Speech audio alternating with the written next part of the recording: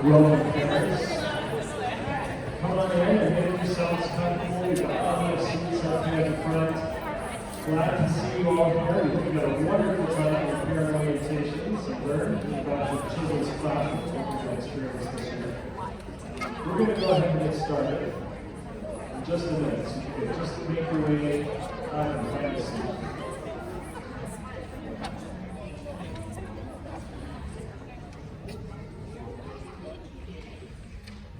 Okay, thank you. My name is Leland Anderson, Principal of American Heritage School, Salt Lake City campus. We're so glad you're here tonight. Thank you for making some time to be with us. We've got 1 hour, 7 to 8 o'clock. I promise you we're going to finish by 8 o'clock tonight so you can get home to your dear children. We need you, and yeah, we think this hour, we hope this hour will be very productive and worth your while. So get your pencils out, get your cameras out, get ready to go for a wild ride here. This is going to be good. Let's start with a song. It's our school song. We'd like you to stand. The tune will be played by our wonderful 6th grade teacher, Mary Gilmore. Do your best to follow along. Katie Franken, our music teacher, will lead the singing. You can read her lips and, of course, read the words up here on the screen. And then after that, we'll have what's that? Nicole Larson, our facilities manager, will offer the prayer, and then we will have the pledge of, actually, let's do the pledge first while you're standing for the school song. We'll have Matt Robbins lead us in the pledge, and then we'll have a prayer by Nicole Larson. Okay, children, good.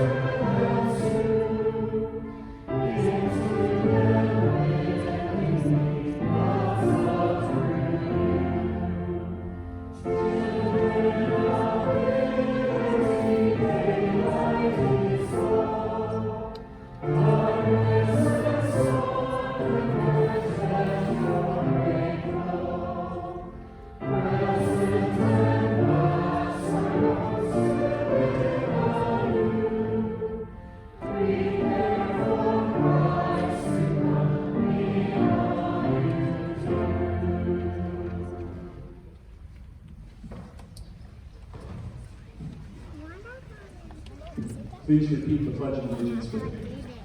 Ready, begin. I pledge allegiance to the flag of the United States of America and to the republic for which it stands, one nation, under God, indivisible, with liberty and justice for all. Thank you. You may be seated. Nicole, what do you open prayer?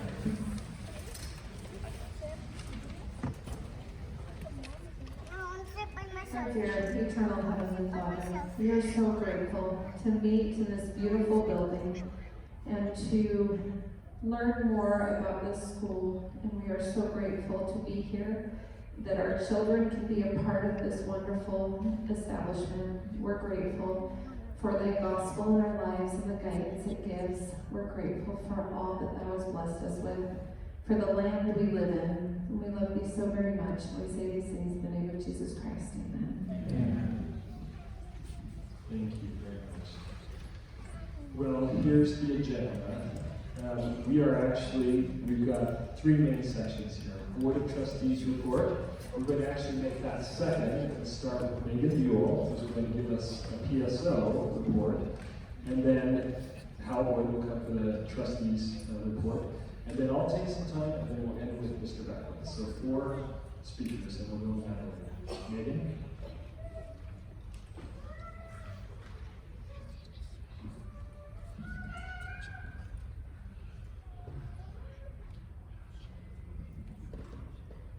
It is wonderful to be with you all tonight.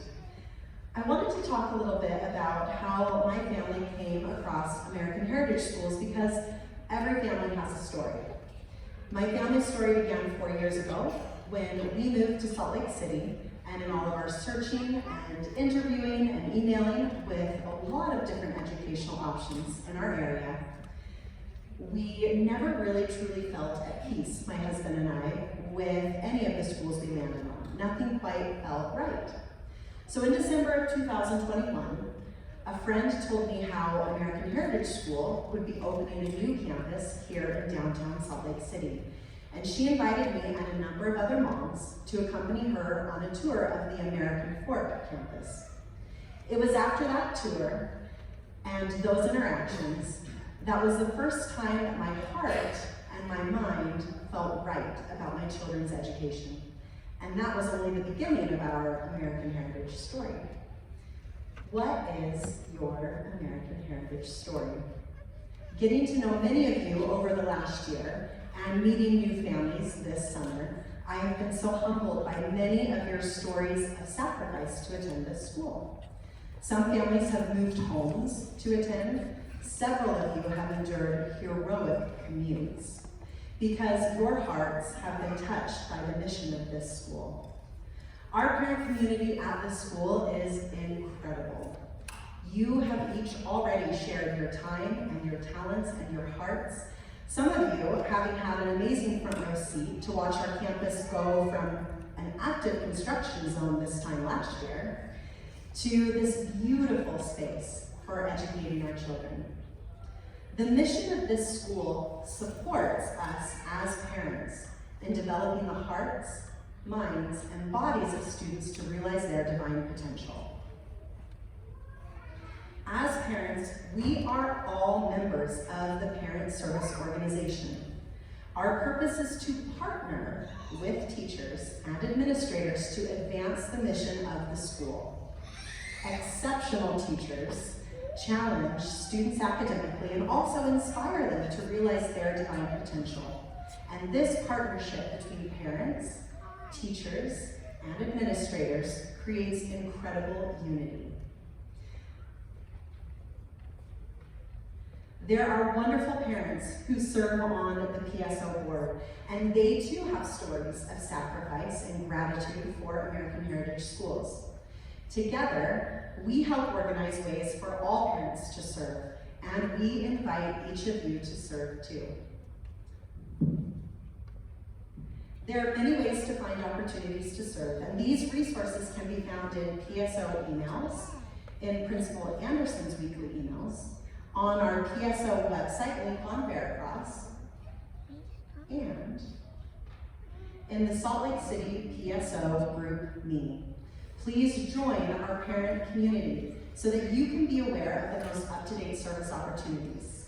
And if you want to get out your phone and scan the QR code, it will take you to the group meeting.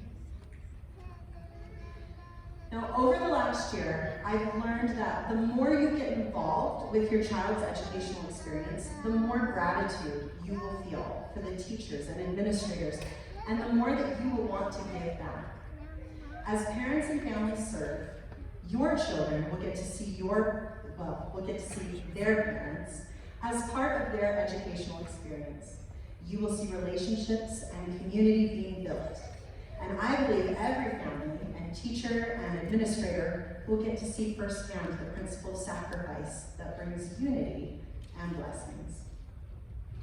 So this school year, my family and I my husband and I have been asking our children the question, what touched your heart today at school? And we've talked about what that can look like, but it seemed to be a tricky concept for one of my sons.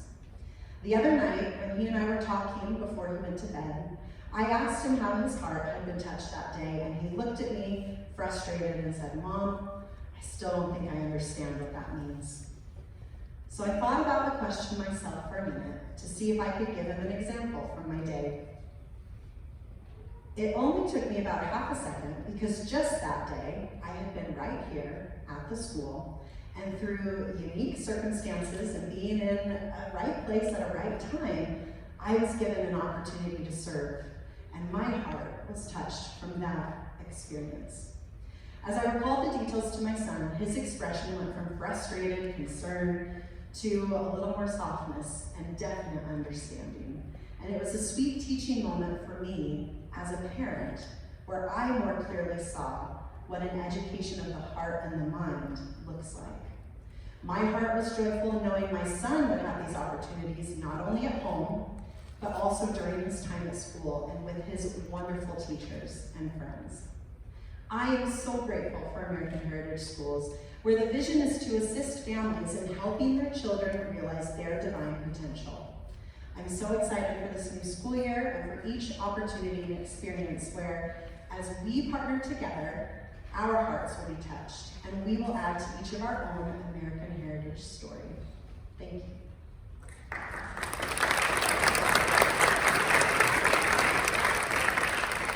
Thank you, Megan. That's wonderful. Hal Boyd is one of our board members. We're so grateful to have his family here. Hal, will you come and give your presentation? Yes, thank you so much. I just want to, what an incredible person to be leading all of those efforts and the volunteer efforts at the school. We're so grateful to have her. And I just wanted to first just make a comment about what a blessing this institution, this school has been for our family. We now have 3 children. We are actively trying to put more children in here. We're just grabbing children off the street to try to bring as our own to get them into school. And we are so pleased about it. We feel like this is a genuine community. I work in the publication industry, and we think of magazines or newspapers or publications as being communities. A community of readers that are wrapped around a common set of ideas, common set of principles. And I love this quote from Hiram Smith. He said, when people typically conform to the society in which they live. And when people come to live among the Latter-day Saints, they feel as though their souls expand and they can soar and stride across the planets.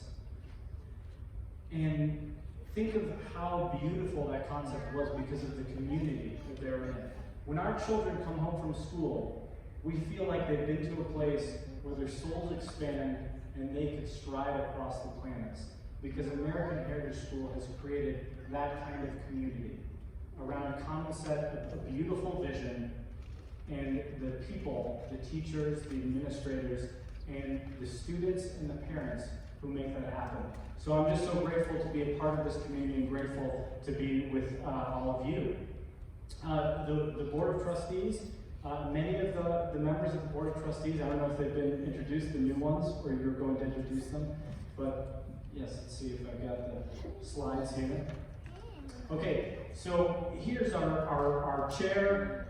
We have a variety of different experts in different arenas who contribute to the board. Many of them have students that are in the school. And I like to think of it as a corporate board where a lot of the members of the corporate board have stock in the actual company. We have stake in the game. We are parents with students who are here. And we certainly are in that category, many of them are. But many others bring in different levels of expertise from a variety of different arenas. I don't know if we have the new board members, but here's some of the others. And here are the 3 new board members. Brent Bishop brings a wealth of experience. He had been at Franklin Covey, some of you know that name, and a lot of corporate global experience as American Heritage looks at some of its global efforts. Shannon Foster has been working in seminary and institute for many years and has a kind of teaching ethos. Again, has students in the school. And David Warner is a longtime parent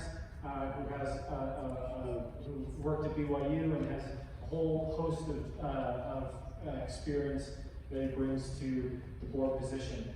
We want to emphasize that, again, we're part of this community. We support the administration. I mean, you couldn't ask for a more incredible administration from Grant and from Leland and all the way down to the teachers. We've just been so impressed. We're so impressed to the point where we are willing to put our money where our mouth is and have 3 children and hopefully a 4th if they get in.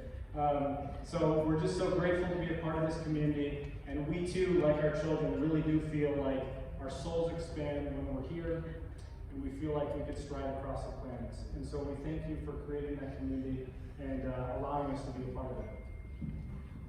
Thank you, Hal.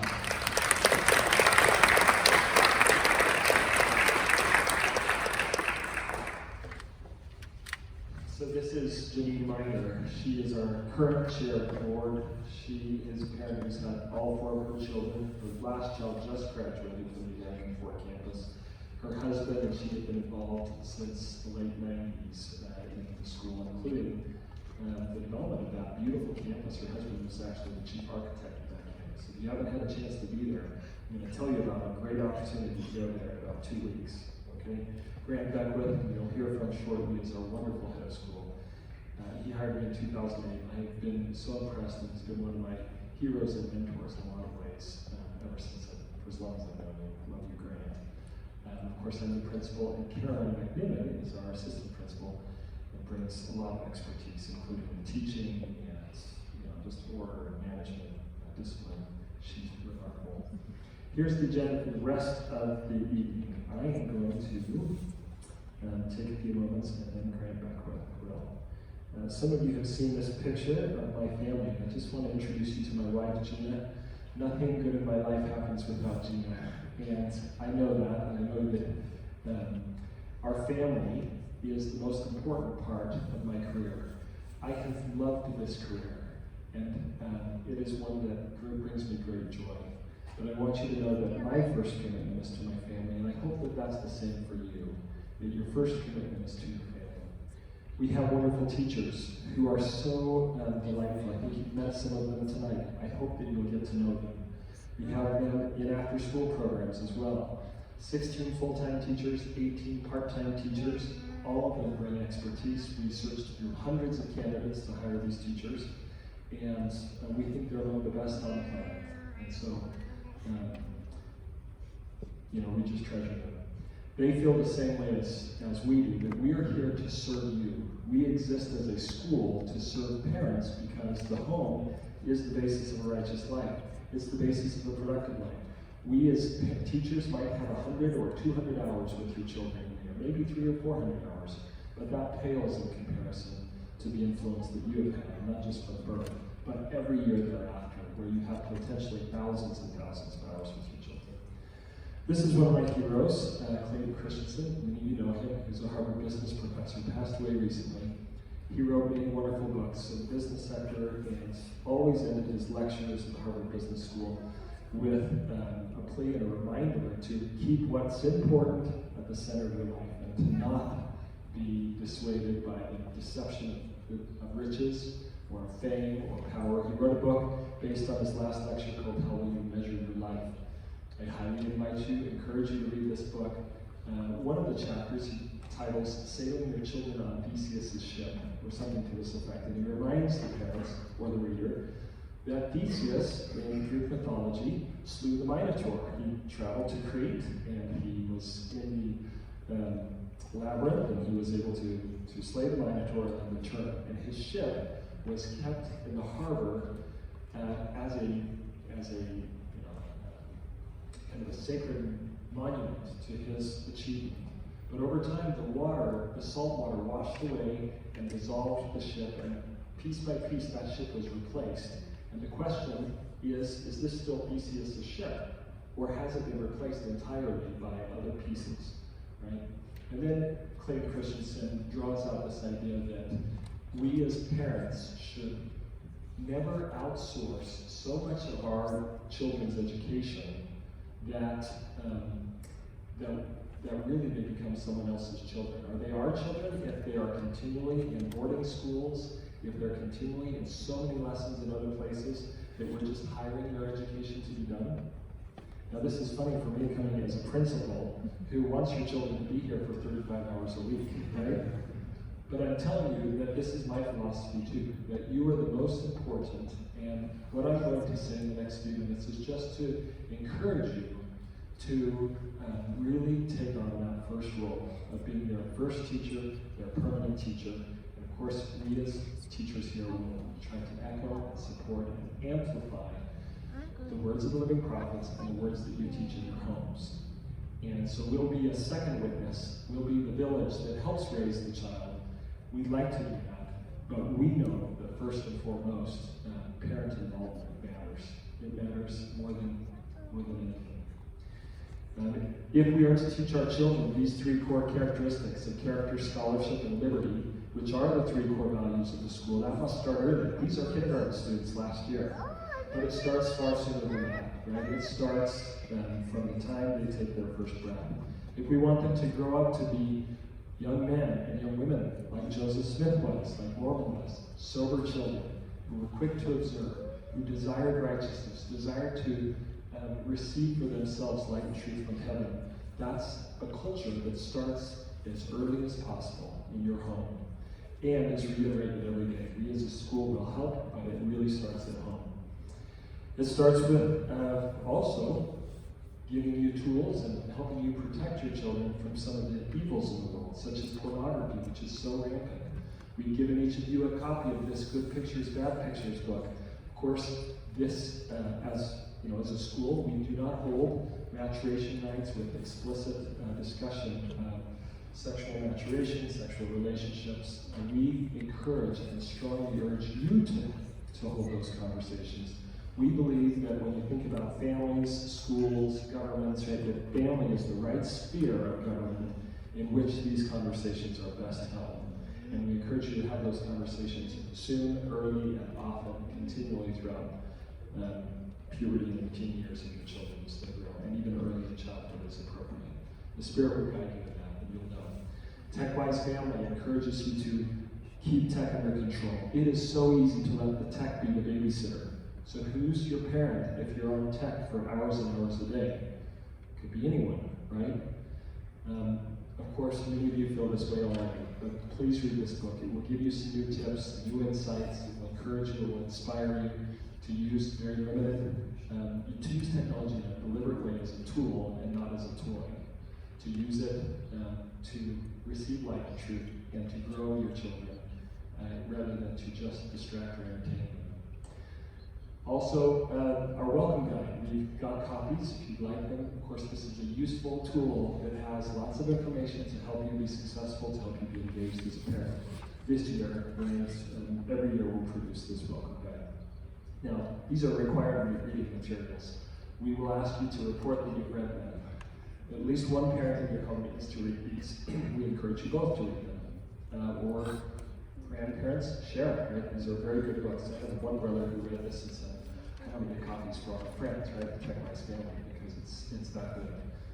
I would also recommend, it's not required, but highly recommended, of course, the scriptures.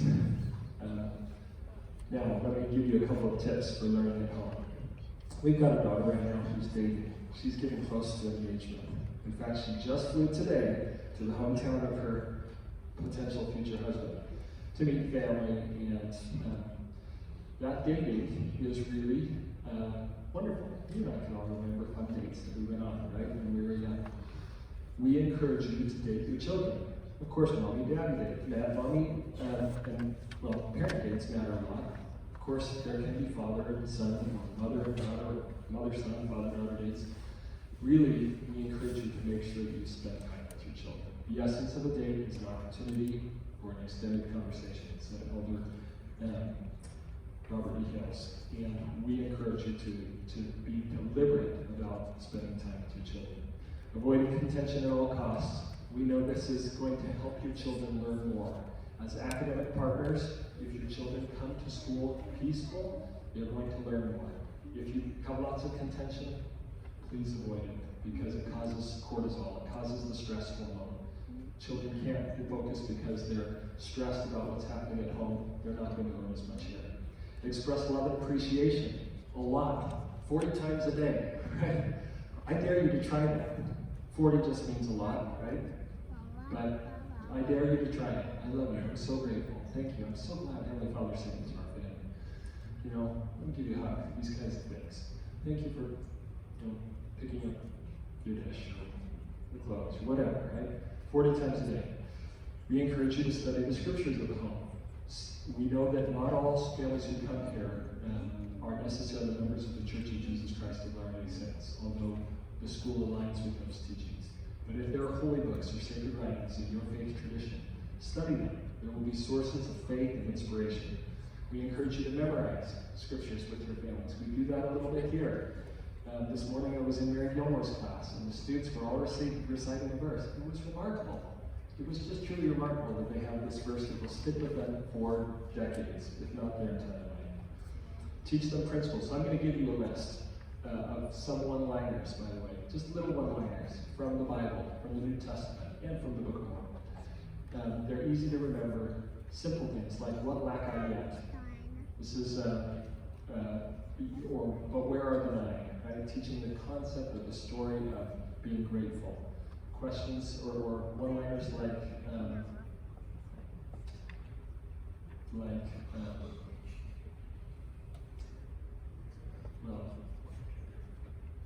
this cause came in.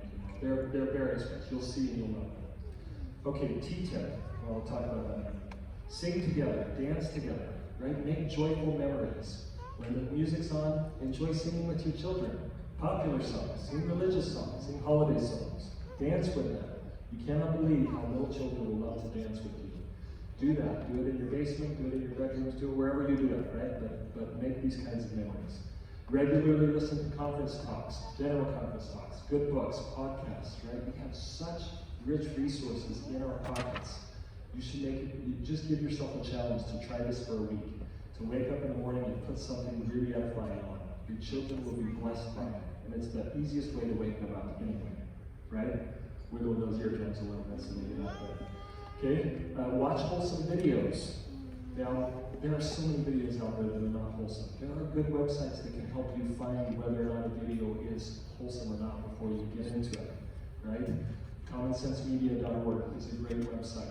It doesn't have all the videos. It's not as comprehensive as IMDb, the International Movie Database, which of course is maybe not a site for children, but as a parent, you can review that site and see what kinds of content, sexual content, swearing, violence, right? These kinds of things are in a video.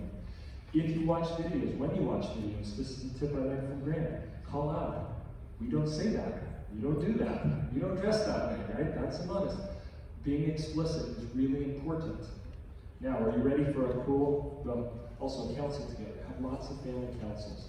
Time to make it feel like there's participation, right? That there's input. Individual interviews, small group interviews, whole family interviews, all these kinds of councils are very valuable. Now, you want to get your camera out. You ready for a list of 50 great movies? I think they're great. Now, you'll still have to vet them. These are not endorsed or approved by the school. But they're endorsed by me. They're approved by me. I think these are awesome videos. You will have Friday nights for a year or 2 years, right? You can watch these videos. They're thought-provoking. Some of them have to do with race relations. Some of them have to do just with integrity. Some of them are great sports videos, right? That have some moral in them. You will love these videos, okay? Okay, last cameras, you can do just another 5 seconds. I promise you, you'll love those.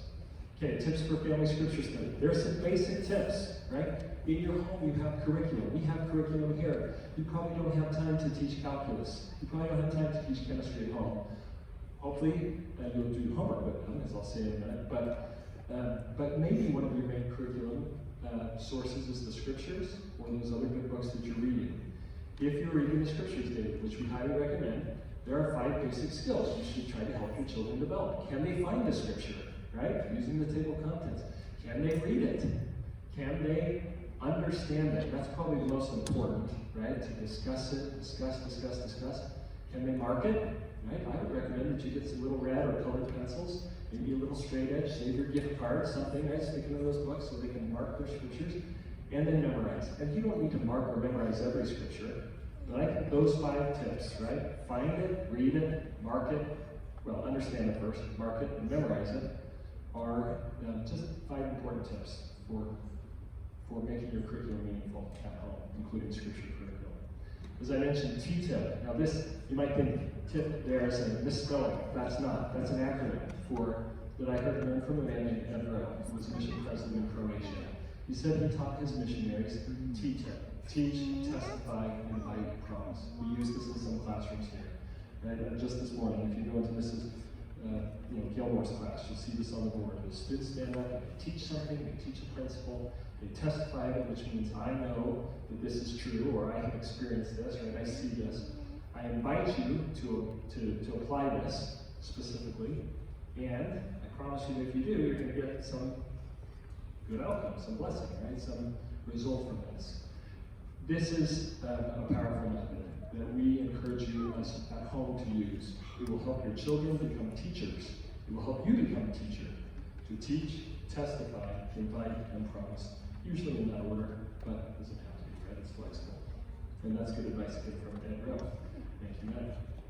Other home-centered ideas, daily family prayer, daily family scripture study. This unifies you. Your home will be a richer environment, right? We will have greater portions of the Spirit, good feelings, good emotions at home if you do this. Daily family scripture study, even if it's only 10 or 15 minutes, right? We encourage this. We invite you to do this.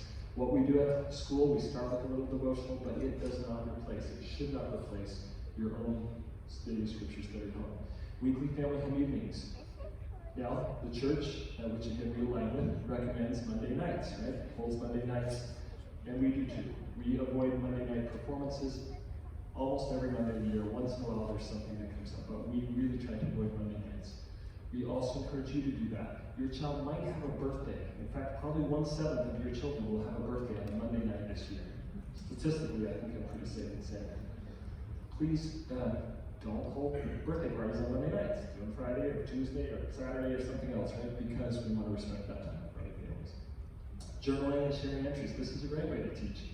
Encourage your children to journal. You journal on a family night or a Sunday afternoon or something. Get out your journals, read to them. What was the most interesting thing? What happened to you? Share your journal entries and what was most interesting. 10 church meetings, activities, temples, right? Temples have lots of walking appointments, lots of walking availability. Give priesthood blessings, pray with your children, right? I encourage you, if you haven't, give your children a father's blessing at the beginning of the school year. Read together and talk together a lot. Right? Reading has so many skills that translate to good writing, that translate to understanding grammar, just increase vocabulary, and just expand the view of the world. Encourage lots of reading and be a model of good reading. Okay, a couple other conversation tips. Sometimes we say, what did you learn at school today? I don't know. Actually, I think most of your children will do a good job of answering that question. But here's some maybe better ways to ask. What was most interesting today, right? What touched your heart? Have you seen the Lord's hand in your life today? What was new? What was that like? And listen a lot, right? Tell me more. Maybe you can ask really thought-provoking questions. There are 1,000, and we can share some more. But what helps you learn as much as possible each day? Help them be reflective and kind of exercise their metacognition about what are you learning, how are you learning? Right? What helps you be most productive every day? Have some education-focused and progress-focused discussions. What stories to do?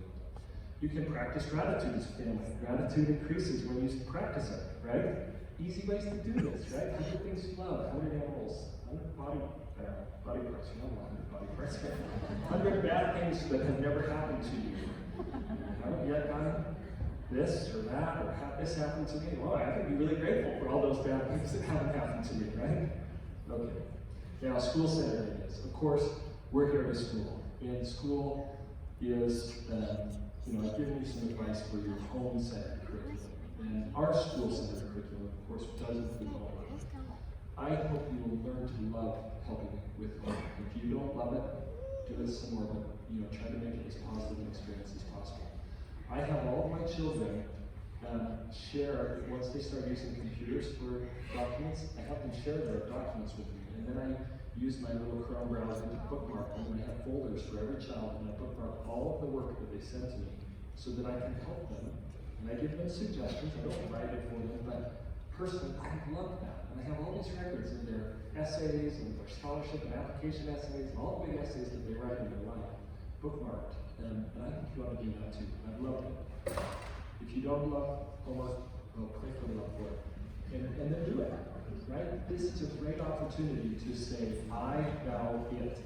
I love you, and we are working together to conquer it, right? It being the homework, and it can be a really unifying experience. Attend school performances, chaperone class field trips, offer guest presentations.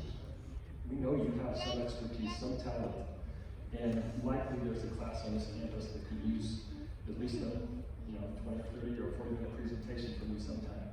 It might not happen this year, it might be in the future, right? But we would love to have you be involved. Assist with class celebrations. Okay, now let's go to some just real practical stuff. School day. Drop-off starts at 8:10. Please don't drop them off earlier than that. In a minute or two might be okay here or there, right? But this helps us. We have a faculty meeting in the morning from 7:50 to 8. And we have a policy that children need to be supervised. And if they're here and they're unsupervised and something happens to them, right, it's just not best practice. So you can help us by dropping off your children at 8:10 or later. Children may not enter the classroom until 8:15. That just gives the parents or the teachers 15 minutes, to get set up after our morning meeting. Pick up before 3:30 p.m. if you could, unless a child is enrolled in an extracurricular activity. Now, of course, if you're running late, you can call us. There are always exceptions. We're human. We know that the weather sometimes doesn't cooperate. Cars sometimes, traffic doesn't cooperate. But please communicate with us. And in general, please help us follow these guidelines. Also, you can check in your child in and out online. This is in Veracross. Your parent portal, the very first tab at the top says school attendance. And then there's SLC campus excuse and absence retarded. If your child gets sick in the morning, log into Veracross, which is your friend, learn to use that tool, right? Go ahead and excuse your child. We'll get a notification in the office, your parents and teachers will automatically notify. This is a great labor-saving software technology that we really encourage you to use. You can do it for the whole day, you can do it for hours of the day. You've got a dentist appointment, great. Go ahead and check them out for that hour or two, right? Whatever it is that they need to be gone for. Carpool. Plans and gathering points, right? We have most of the children being picked up here along this side, which is great. You might choose to say, well, let's gather out in the parking lot, or let's gather on 200 North, or Quinn Street. Right? There are various places that you could arrange to gather, and you'll be able to optimize that for your own family. Again, clockwise flow around the building, stay in your vehicle, especially if you're in the lane, because otherwise it can clog up traffic. If you need to get out of your vehicle, please just park in one of the stalls and then you can get out. But while you're in the lane, please stay in your vehicle.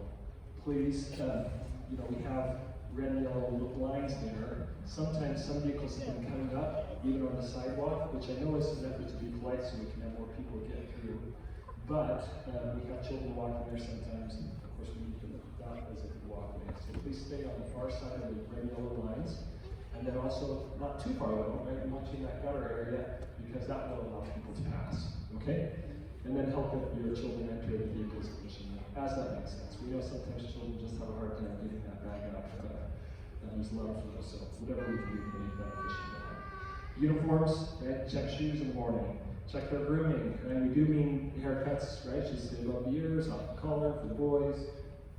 Sometimes they want to wear their favorite pink shoes. Well, bright pink shoes are not in line with the conservative colors of the honor code, especially on Fridays, right? There are sometimes we'll have performance dress, and that includes tights for girls, it includes their dress shoes, their fancy dress shoes instead of their tennis shoes when they're up here on stage.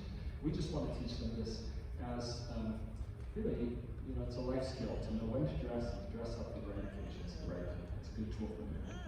Okay, you don't need to plan down any points around your uniform, that was just a straight slap there. Okay, days to dress up, picture days. Right, that's coming up. Devotionals. These are the highest levels of dress. Okay, performances, concerts, field trips, unless it's not suitable. We are going on a field trip tomorrow to the Capitol.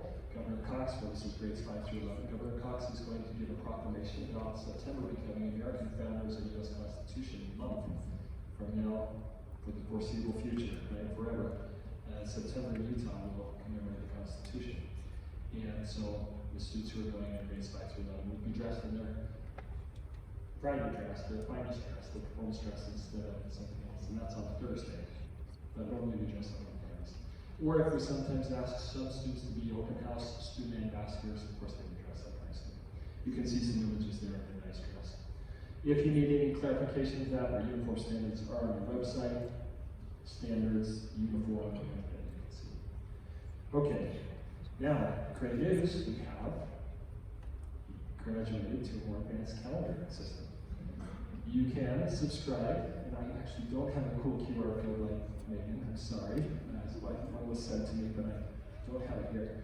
Do go into our website, slc.americanheridageschool.org, under events. You'll see calendars, and now this calendar has all of the events for the year, and there's a subscribe button. You can subscribe on your phone, you can subscribe to whatever calendar system you like, and it will automatically update if there are any changes. We encourage you to do that. Okay, few traditions I want to highlight, not to miss. Constitution Day is coming up, September 15th. It's actually the 17th that we celebrate. That's Sunday, so this year we're celebrating on the 15th. In the morning, 9 to 10:30 a.m. here at the Salt Lake City campus, we'll have some fun activities, including rotations and living history performed by our 8th grade students. But 5 to 9 p.m., don't miss this. There will be quite the party down at our American Fork campus. If you're going to travel that extra 45 minutes one time a year, or 2 times a year, this would definitely be one of them. There are going to be just fun things for the whole family. Petting zoos, right? Living history, different kinds of constitutional presenters, face paints and balloons and rock climbing, and there will be a great fireworks show from 8:30 to 9 that rivals the best fireworks shows in Utah for sure. It's a great experience. We'll be very happy. Lots of food, lots of games, lots of things. The next day, on the 16th, is our homecoming day. Helicopter candy drop. Going to be like the candy bomber, but with the helicopter. Little candy coming down, 5:30, out of the sky. Should be fun. There's actually a basketball tournament. If any of you are ballers, just come see me afterwards. We've got to get the Salt Lake City team together. Got to take on Mr. Beckler. Well, actually, you can be on our team. You can be on Mr. Beckler's team right here. Okay? That's going to win. Winning sharpshooter right there. Okay. Parent-teacher conferences. Oh yeah, and that game that night, there will be BYU on the team. Lots of fun things. So if your children haven't ever seen that, get tickets. It's $7 for the first day per person, $3 for the second day. So $10 total per person. Come along if you like. It'd be wonderful to see that. Parent-teacher conferences are coming up. We did give you a new calendar because we changed the dates on them. We had them Tuesday and Thursday, but with orchestra on Thursdays, we decided to move it to Tuesday and Wednesday. Please look at those new dates. Those are the only 2 dates that have really changed. Put this up in your house somewhere. We put it one page to you. We hope that you'll also recognize if there are any other changes. We'll make you aware of it by our email, by the calendar subscription, sometimes by text message, and we'll let you know. Okay? High school outlook meetings. So you might want to take a picture of some of these things. For all high school parents who want to know more about AP courses and concurrent enrollment, what's our plan for the next 2 years? I have a 10th grade student here, and believe me, this matters a lot to me. We want to have this be excellent, exceptional academics, great preparation for college in every way. Come to that meeting September 28th. Grandparents' Day. Your parents love to be involved. Yep. So invite the grandparents of your children to come to Grandparents' Day, to get to sit in a class. They'll even be able to participate in some ways.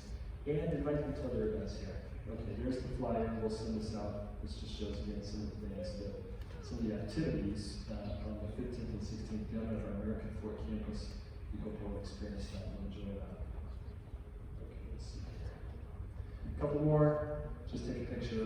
Great dramas coming up. Midsummer Night's Dream. Various Christmas concerts. We'll have one more parent meeting like this, 2 per year. One at the beginning of the first semester, one at the beginning of the second semester, January 24th. The Spirit of America Speaks is a great play. It's a kind of a pageant of sorts with our 5th graders and some others who will reenact the history of the Constitution from ancient times, right? The history of liberty as it comes through to modern times. Anastasia's our musical this year. Experiential learning days and weeks are awesome. Your children will not want to miss them, so pay attention to them on the calendar. If you can avoid family vacations during that week, you might want to, because they'll have a lot of in-depth experiential learning here on campus or on field trips that week, which will just be remarkable. And then your child's devotionals. By devotional, we mean we kind of celebrate what they've done during the first part of the day, the first 25 minutes of every day's devotional, and they'll teach some of the principles and sing some songs. And it's a little bit, well, I think it'll be really sweet for you to see. Your children will remember what they performed there for you. So you kind of invite your children and, your grandparents. Of course, your children should do that. This is last year, about 115 students.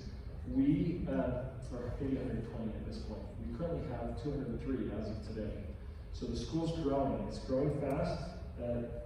I'm going to just show you this enrollment chart. We still have room. We're only full, really, in kindergarten. First is almost full, sixth is full. So if you know people who'd like to enroll, we'd love your help. If you like this kind of education, likely you know someone else who would like this kind of education. And it's nice to be invited. Right? No one has ever invited me to a barbecue when I thought, oh, why did they invite me to a barbecue? I'm kind of offended. Well, invite them to go check out the school. They will not be offended, I promise. That also is true of the church, right? We've got cool things here, right? The campus and other things. Okay, well, thanks so much for your time. Grant, you got the last 10 minutes.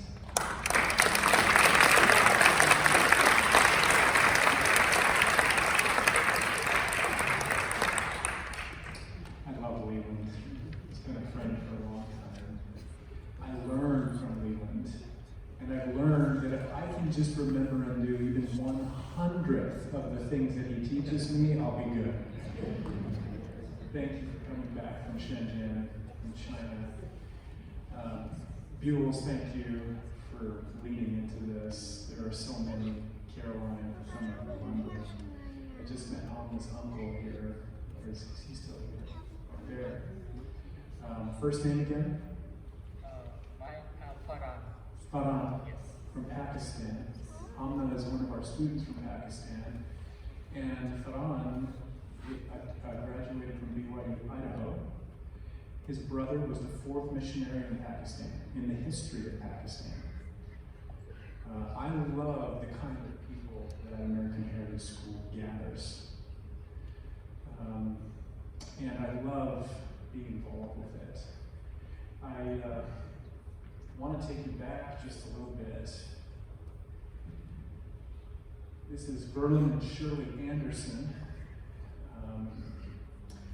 I want to show you something.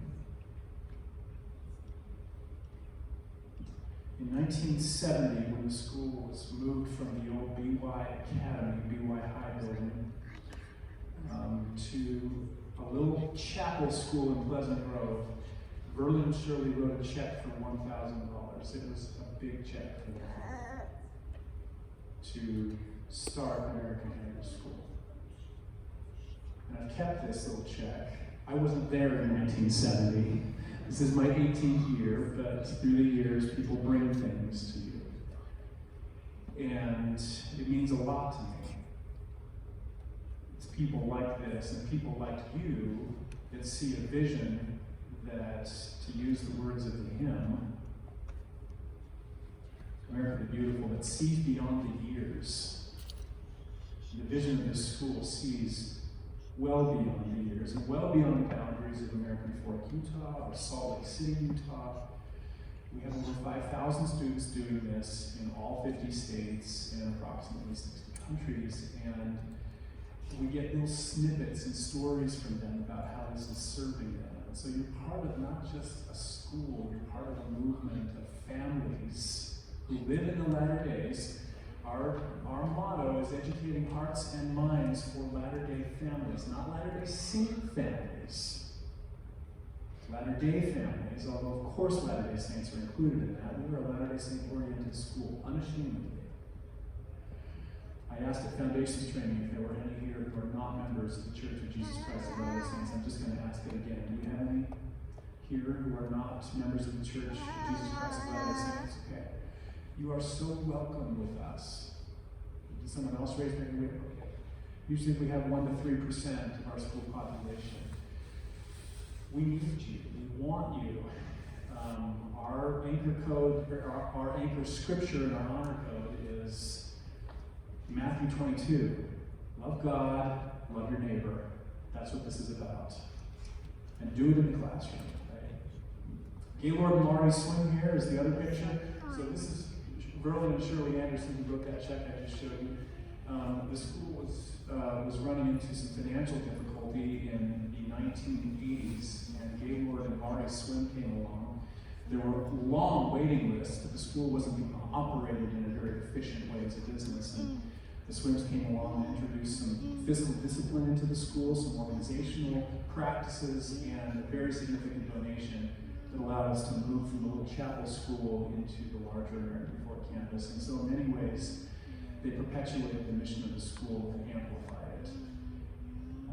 Galen passed away in 2005, the year that I chose to come. He was a bishop of mine at BYU. And his widow called me after he passed away and said, "Would you consider changing your career and coming and taking over the school?" This was 18 years ago now. I walked into that building, and much like some of you, I just really felt like this is special. I would love to go to work with my children here. I would love to go to work with my children, period, but to go to work with my children and do this. And so I did that. All 4 of my children had attended American Heritage and graduated. 2 oldest, 2 youngest are still at the school. And our children have chosen to try other schools as well. And they have the ability to kind of compare and contrast and learn some really important things about what we have and that we take for granted sometimes. We stand on the shoulders of giants. This is Laurie Swim. You saw the picture of her here with Gaylord, and this is, now 18 years later. Her arm is around Chris Colbert, who was an art teacher of 20 years who had Parkinson's disease last year, was diagnosed with Parkinson's, and she came to me and she said, "Grant," and she and I actually started this school at the same time, so 18 years she was teaching. She came to me and she said, "I'm diagnosed with Parkinson's, I don't have a lot of time left, and I probably need to retire."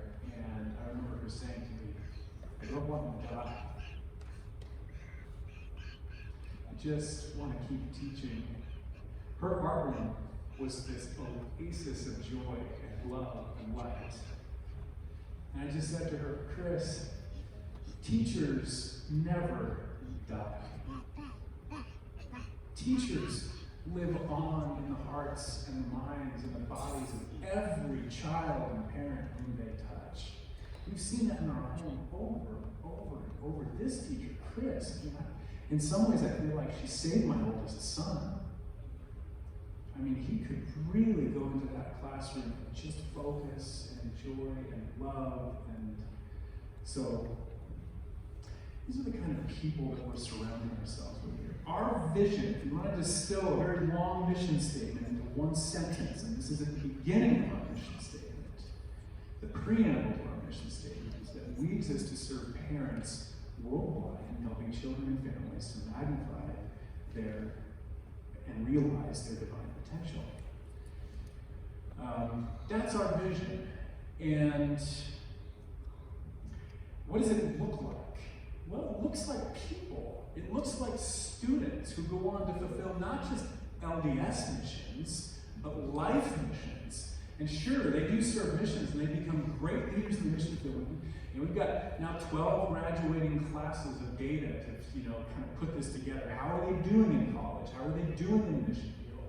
Are they leading? Are they serving, right? They are exceptional. And the methods at the school have outcomes that are measurable and that work. And sometimes they marry each other. And you're going to figure out how wonderful the families are in the school community, and you're going to want to have arranged marriages. I promise you will. Whether you like it or not, some of your children will marry each other, and that's not a bad thing from this sample size and population. Well, I should say size, from this population, right? I'm not going to go into all their stories and names. I've done this with the students because they recognize these people. But they're starting to become doctors and lawyers and teachers of their own. We're starting to hire alumni, and we're coming back. Lakin, that's right. Is Lakin here tonight? Lakin? You're recognizing some of these people. These are your classmates right here, right? Great. Lakin teaches, I want to say, third. Close. Okay, she was one of our outstanding alumni. Anyway, you're having children. This is what it looks like. And then 3 of our students who have been in car accidents and passed on. And I remember one of them, Katie Hancock, who was in a class that I teach, and we were doing a unit called, it's a leadership class, and we were doing a unit called The Last Lecture. We would bring together everything that you learned and convey it to your family and friends, and it would be one succinct lecture about what you wanted for them. What would you say to them? And it was so beautiful. She went around the class, and she just told each person in the class what she loved about them.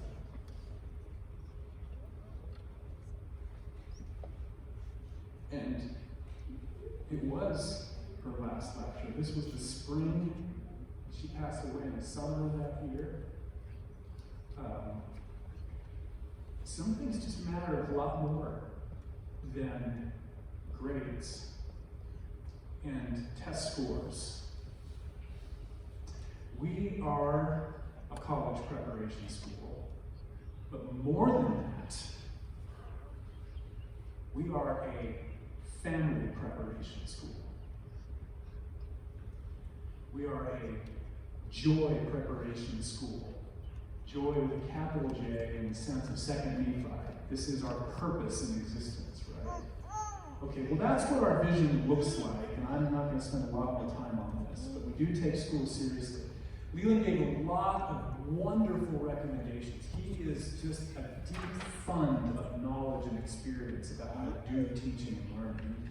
He has learned this in some of the finest schools of education in the world, and he has learned it in the School of Hard Knocks. And I want to also say that he has children who model the outcomes of this kind of education.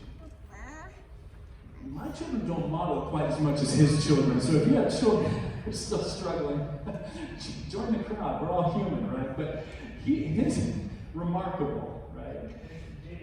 Gina. Is Gina here tonight? Okay. Well, this is Lawrence Corbridge, who was our commencement speaker. And I was start by saying, Leland, he has such a deep fund of knowledge about things that we can do. And Elder Corbridge said, look, we are all so busy, and we get lists and lists of things that we need to do to succeed in life and for our children. It can just be overwhelming sometimes.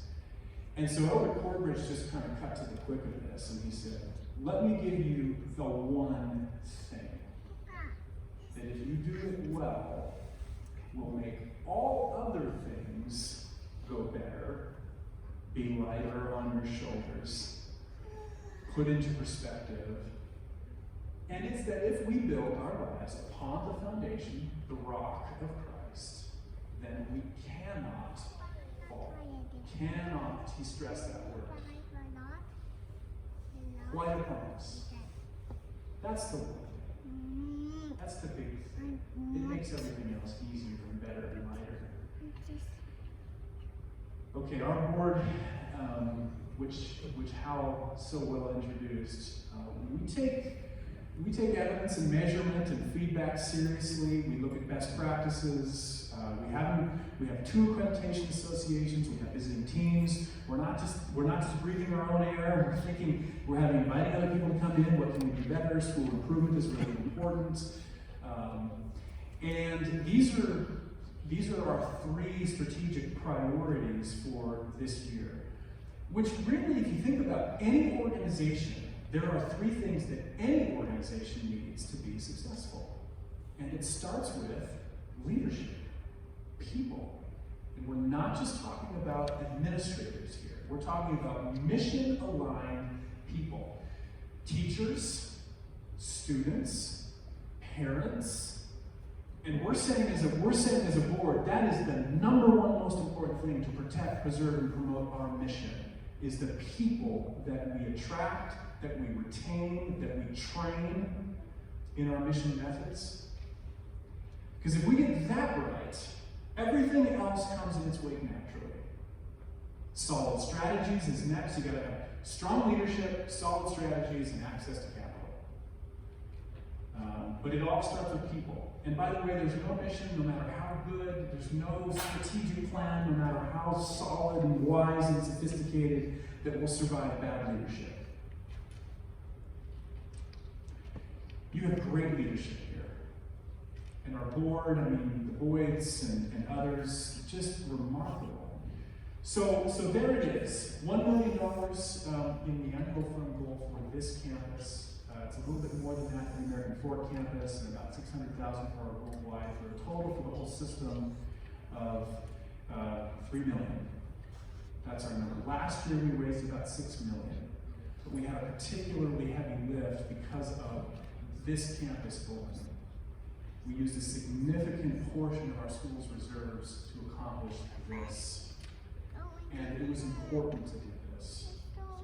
We had requests from other places in the country and the world to do this again. We're not going to be replicating this everywhere. That's not our strategy. Our strategy is to help create learning communities with the curriculum that we produce, where people can do this in their homes, where they can do it in their communities. But this one was important for a lot of reasons that Elder Rasdan described if you were here for the dedication, and Dan Burton, the chairman of our board. Okay. All right, new parents here for the first year. Raise your hand. Just look around. Okay, great. Gilbert's, welcome. Thank you for taking a chance on us. We take it seriously. I've said before, and I'll just keep saying it. We won't have, you saw those blue lines that Leland showed, we're not going to have vacant seats for very long. We have 100 students waiting to get into the American Fork campus. There will be waiting lists here within the next 12 months. Guaranteed. The Utah Fits All Scholarship is coming. It's available in March of 2024. That's $8,000 per child.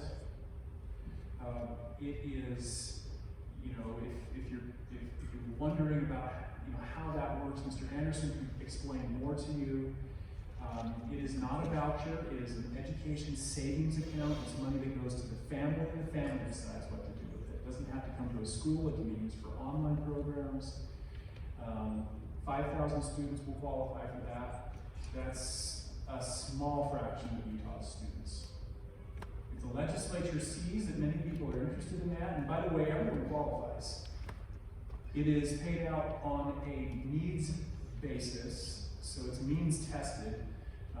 First bite at those scholarships goes to those who are 200% of poverty level, so it's up to about $60,000 per year, family income. That's first priority for those that receive it. Second priority is 500% of poverty level, which is, I think it's like 130,000. And then everyone else. So everyone qualifies, even though there's priorities in it. And right now the legislature is saying, look, we don't know if 5,000 scholarships is going to be enough. We're not sure that there's even 5,000 seats available at private schools in Utah. But if there's more people that subscribe for it, then we'll consider raising the amount of money that we put in it. So we encourage those who are interested. As a school, we're not taking a position on it necessarily, but if you're interested, you can just express your interest. You can pre-apply, actually. That's the Utah Fits All Scholarship page. Have you talked to the school community about this much? Okay. Again, we're not telling you what to do with your personal finances. We're just saying this is another reason that there's going to be more families that will have the resources to make a choice. That's what we're saying. And so we're glad that you're here now. Those vacant seats aren't going to be vacant for very long. We're already talking about growth constraints and what we do 2 years down the road when we're out of room. I'm not one of those heads of school who's particularly proud of the fact that we have waiting lists. I actually wish that we didn't. I wish that we had room for everyone that wanted in, because it's families like you. And so we're doing everything we can to figure out how do we make it more accessible. How do we bring that price down? And the worldwide programs that we offer in Lift Ed and that Learning Experience platform, it's 100th of the cost. And so we can make it free too if we needed to in those countries where they can't afford even a few dollars a month. Okay, I'm going to close with this. So this is a picture that I took just last week. There was a storm and the sun was coming in from the east in the morning, and it was reflecting off the temple across from our American Fork campus, and we had these storm clouds in the background. And it reminded me of Doctrine and Covenants section 88, which is all about light. And I said to the Foundations Training Group, the new parents, that if you want to read a beautiful manual on teaching and learning, read section 88. The whole first part's about light. And then it goes into so many other wonderful instructions about true education, real learning, intelligence, how we can comprehend things, where truth and light come from. where to seek learning, words of wisdom.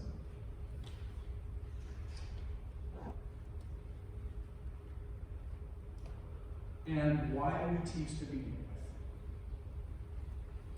That ye may be prepared in all things when I shall send you again to magnify the call whereunto I have called you, and the mission with which I have commissioned. It's our why, it's the one thing. Love God, love and serve our neighbors. And this is what we're about. So, thank you for not only taking a chance on us and enrolling your children here, but thank you for putting your shoulder to this wheel. It's a mission, not just a school. We need each of you. We need you to live where you stand. In 1998, President Hinckley said there's a portent of stormy weather coming. Well, it feels like there's both of those things going on. There's a portent of stormy weather, but there's also just the most amazing opportunities that are available now. And the way we talk with our youth is that this is the most incredible time to be alive. So much knowledge available to them, so much opportunity. Turns out health is actually better than it's ever been. And they just have, there are so many things that we can do with them and for them if we remember the source of light. So, yeah, it's a tough world out there. Some of you are here because of that. But it's also an amazing world right now in time. And many of you are here because of that too, and this opportunity. So we love you. Thank you for being a part of what we're doing here. I'll turn the time back over to Leland. Have a wonderful school year. We honor you.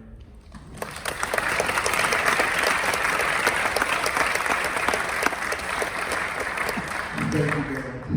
Well, it's just a little past 8. I'm sorry, I keep my promise. We're going to close with a prayer by Jesse Thorne. I invite you as you drive home or as you mingle a little bit, you're welcome to stay and mingle if you'd like to meet a few new parents. We will try to close the buildings by around 8:30, so you've got about 20 minutes or so. But I do encourage you to, of course, reflect on the way home and talk and name at least 2 or 3 wives, son. Room 107, which is the 3rd grade classroom, just out this door. If you've signed up to be a room parent, there's a meeting, 15 minutes long, with Megan Buell, our Parent Service Organization president, right here in the 3rd grade room. So it's going to be 9 o'clock before the building closes. I'm a quick learner, I can correct things. Anyway, maybe 2 or 3 things that stood out to you about this, and you can discuss it with your spouse or with your children when you get home. If you could do that, that'll help you remember and solidify what you learned. Okay, it's just 2 or 3 takeaways. Jesse Bull.